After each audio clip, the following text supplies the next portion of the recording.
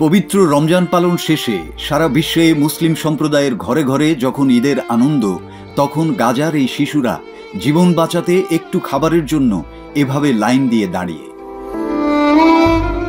তাদের কারো পিতা নেই, কারো মাতা নেই, ভাই বোন নেই, একেবারে এতিম।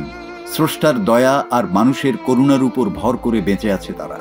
যুদ্ধ অপরাধী বেনিয়ামিন নেতানিয়াহু অব্যাহতভাবে সেখানে গণহত্যা চালিয়ে যাচ্ছে।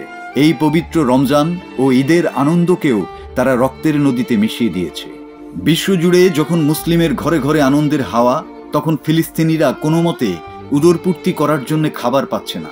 গাজায় সব রকম মানবিক সহায়তা ও খাদ্য সরবরাহ কমপক্ষে 3 সপ্তাহ বন্ধ করে দিয়েছে ইসরায়েল।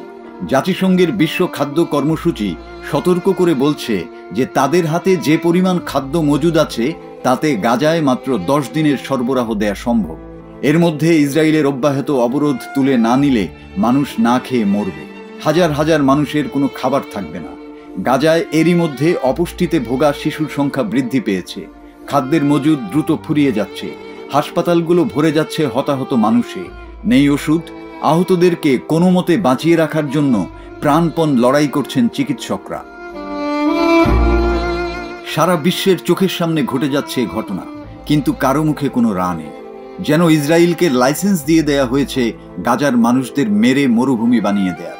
হাত পা হারানো, পিতামাতা ভাই বোন হারানো ছোট্ট ছোট্ট শিশুর যে বিভৎস ছবি ভিডিও প্রকাশ পাচ্ছে সামাজিক যোগাযোগ মাধ্যমে, টেলিভিশনের পর্দায়, তাতে কারো বিবেক সামান্য পরিমাণে আন্দোলিত হচ্ছে না। তবু এক চুল পিছুপা হয়নি গাজাবাসী। তাদের কাছে ঈদ মানে মুক্তি, বেঁচে থাকার স্বাধীনতা, এক টুকরো স্বাধীন জন্মভূমি। তারা বিশ্বাস করে একদিন এই লড়াই তাদের কাছে বয়ে আনবে সেই কাঙ্ক্ষিত ঈদ। মাসুদ হাসান, বাংলা টিভি।